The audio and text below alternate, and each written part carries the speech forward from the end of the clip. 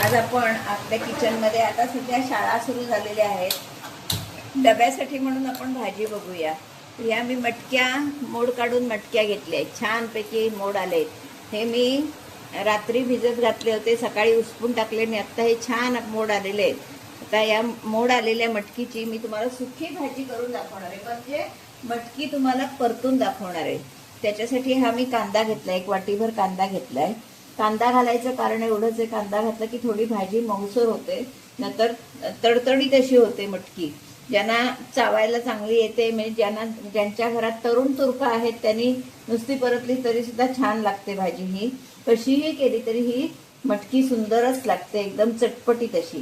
त्याच्यासाठी आता मी कढई तापत ठेवली आहे. परतून भाज्या म्हटलं की थोडं तेल जास्त लागतं आणि शक्यतो परतून भाज्या असल्या की त्या अशाच कढईत करायच्या. निर्लेपमध्ये इतके छान होत नाहीत त्या, त्याच्यामुळे अशाच कढयात करायच्या. या कढया वापरून वापरून त्यांचे रंग बदलतात. ही कढई रोज घासलेली स्वच्छ अशी कढई आहे.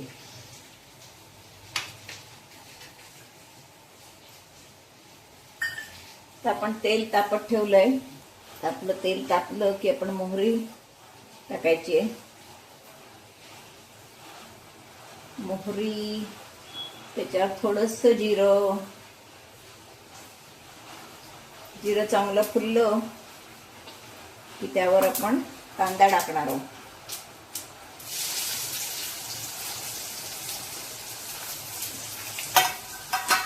खूप सुंदर चटपटीत अशी ही भाजी होते. म्हणजे वरण भात, आमटी भात आणि ही भाजी, किंवा डब्याला पोळी बरोबर छान भाजी. डब्यात काही सांडाय बिंडायचाही प्रश्न येत नाही आणि छान. तर आपण डब्यासाठी भाज्या दाखवूया.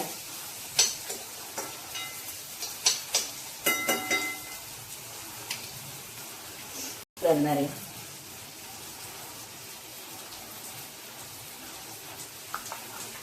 हिंग. मटकी थोडी वातूळ असते आणि थोडा त्याला किंचित कडोसरपणा असतो. त्याच्यासाठी तो कच्चरपणा जाण्यासाठी आपण एक चिमूट साखर घालणार नंतर त्याच्यात, जेव्हा आपली भाजी तयार होईल तेव्हा. खूप सुंदर लागते ही भाजी, सुकी भाजी. आज कारल्याची भाजी सुद्धा मी दाखवते, ती सुद्धा अशी सुकीच आहे, म्हणजे डब्याला तुम्ही नेऊ शकाल अशा भाज्या मी आता तुम्हाला दाखवणार आहे. झालेली आहेत, ऑफिस सुरू झालेली आहेत. आता कांदा आपला बऱ्यापैकी चांगला परतून झालेला आहे.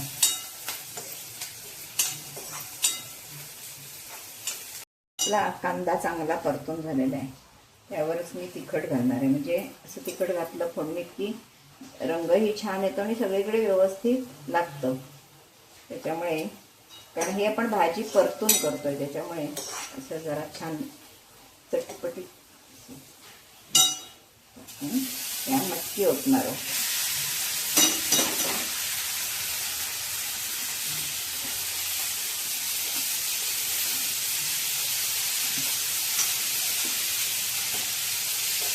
छान मोड आलेली मटकी.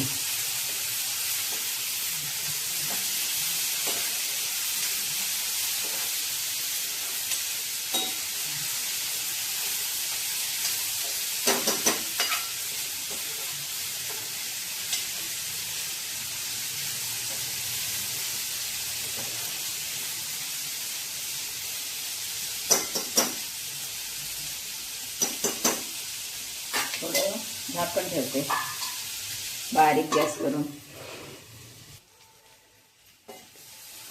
अशा आपलं छान आता ह्या मटक्या अजून एक दोनदा चांगल्या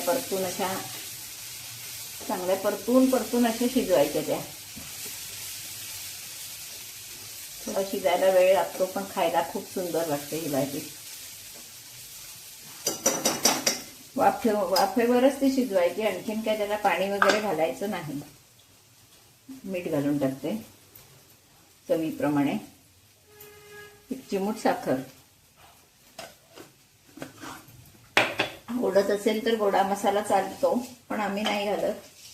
ज्याला आवडत असेल त्यांनी घालू शकतात.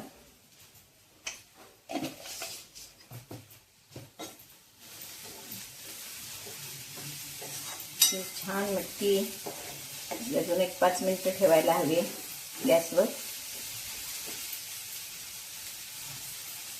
सुंदर खाण्यासाठी तयार. 5 मिनिटं जरा वाफवून देताना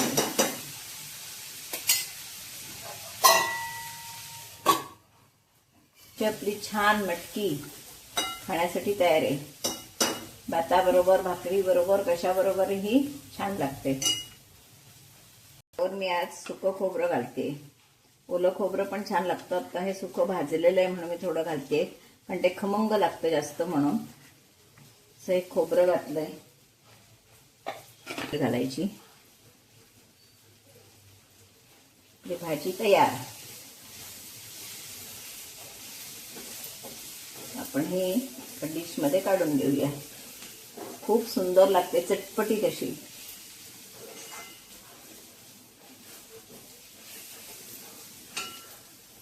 अशी ही मटकी आपली चटपटीत मटकी खाण्यासाठी तयार आहे. डब्याला न्यायला एक नंबर पर्याय आहे. घरातही आमटी भात, वरण भात, अगदी मऊ भाताशी सुद्धा छान लागते. नक्की करून बघा. कारण घरातल्या साहित्यात सगळं केलेलं आहे.